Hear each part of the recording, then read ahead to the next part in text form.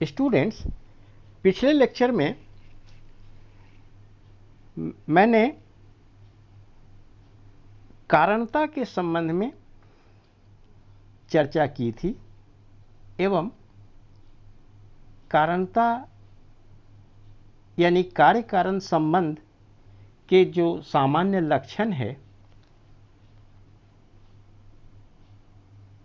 उनके विषय में चर्चा किया था। आज मैं कारणता के संबंध में अरस्तु के जो विचार हैं उसकी चर्चा करेंगे। अरस्तु ग्रीक काल के बहुत ही विख्यात विचारक हैं। उनका कारणता संबंधी विचार बहुत ही प्राचीन है, फिर भी बहुत ही महत्वपूर्ण है। अर्वाचीन विचार से यह मेल नहीं खाता। अरस्तु या अरिस्टोटल कारणता को बहुत ही व्यापक अर्थ में लेते हैं।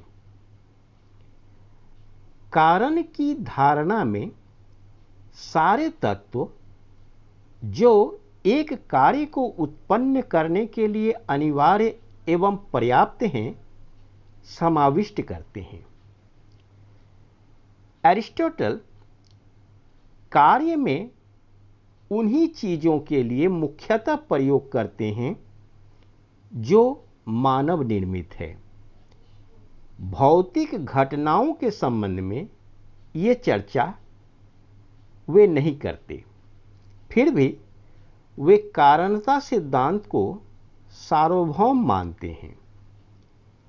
कारण एवं कार्य के संबंध की व्याख्या करते हुए अरस्तु बताते हैं कि प्रत्येक कार्य के लिए 4 प्रकार के कारण आवश्यक एवं पर्याप्त हैं, यानी इनमें से किसी एक के भी अभाव में कार्य उत्पन्न नहीं होगा।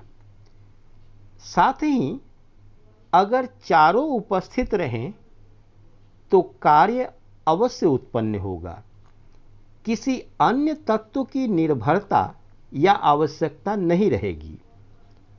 ये चारों कारण हैं उपादान कारण, मेटीरियल कॉज, निमित्त कारण, इफिशिएंट कॉज, आकारिक कारण, फॉर्मल कॉज एवं प्रयोजन कारण, फाइनल कॉज।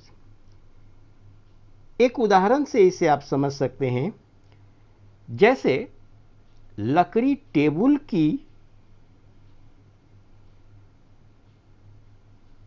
को एक कार्य समझें तो अरस्तु के अनुसार उपादान कारण इसकी लकड़ी है, यानी जिस तत्व से वह निर्मित हुआ है। इसका निमित्त कारण यानी प्रेरक कारण, यानी जो उपादान में गति लावे यानी परिवर्तन लावे, वह बढ़ई है।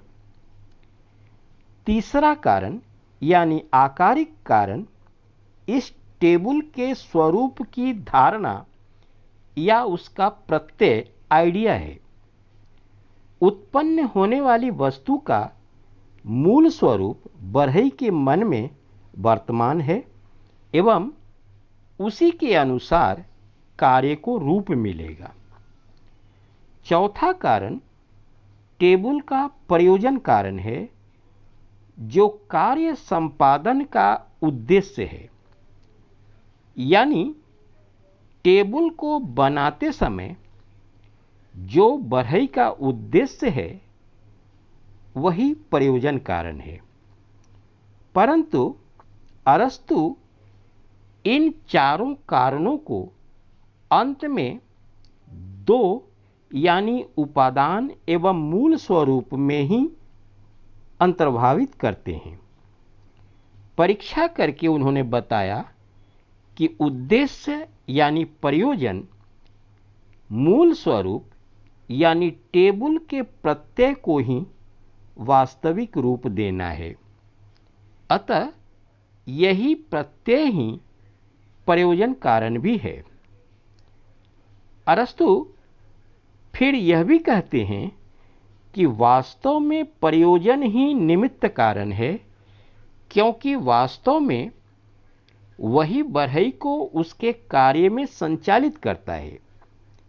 अतः मूल स्वरूप या प्रत्यय में ही निमित्त एवं प्रयोजन कारण दोनों चले आते हैं, किंतु उपादान कारण हमेशा स्वतंत्र है एवं किसी कारण के अंतर्गत नहीं।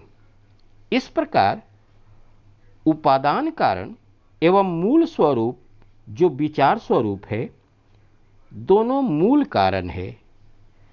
प्रत्येक कार्य के पीछे इन दोनों का रहना आवश्यक है।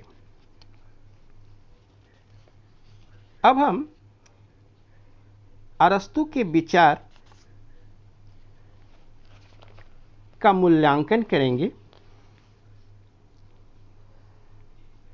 अर्वाचीन दर्शन में अरस्तु के कारणता के विचार को महत्वपूर्ण नहीं माना गया है, क्योंकि यह वैज्ञानिक विचार से मेल नहीं खाता। फिर यह विचार वैज्ञानिक क्षेत्र की घटनाओं जैसे भौतिक रासायनिक तथ्यों के विषय में लागू नहीं हो सकता है। जैसे 0 डिग्री सेंटीग्रेड तापमान होने से पानी बर्फ में परिवर्तित होता है, इस घटना के लिए अरस्तु के चारों कारण के लागू होने का प्रश्न ही नहीं उठता। अतः ये अनावश्यक हैं।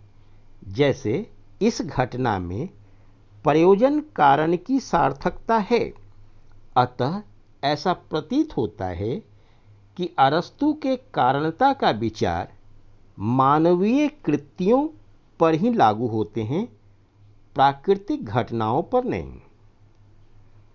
इसके बाद अरस्तु ने 4 कारणों को अंत में 2 पर लाकर रखा। वे हैं उपादान एवं आकार, और इन्हीं से पूरे विश्व की व्याख्या का प्रयास किया। प्लेटो ने आकार यानी प्रत्ययों आइडियाज को एक अलग विश्व में रखा एवं विशेषों को उनसे अलग रखा, मगर अरस्तु के अनुसार ये दोनों कारण संयुक्त रूप से विशेष पदार्थ में उपस्थित हैं। परंतु यह समझ में बात नहीं आती कि जब दोनों एक दूसरे से बिल्कुल स्वतंत्र हैं, उपादान कारण को किसी भी अन्य कारण में अंतर्भावित नहीं कर सकते, तो फिर दोनों कैसे एक दूसरे को सहयोग देकर विश्व की व्याख्या करेंगे। इसके बाद अरस्तु के अनुसार उपादान पूर्णतः आकार शून्य, विशेषता रहित, गुण रहित, शुद्ध, विशेष एवं भौतिक हैं। ऐसे उपादान को हम असत्य ही कहेंगे। यह क्या है हम कुछ नहीं कह सकते। अतः यह बहुत ही अस्पष्ट एवं दुर्बोध धारणा है, जिसको हम सोच नहीं सकते। ऐसे संप्रत्यय को मानने का क्या प्रयोजन है।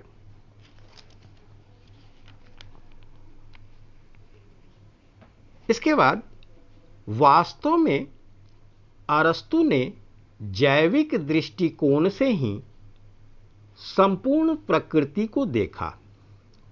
इसी कारण कारणता की धारणा में चारों कारण की बात की।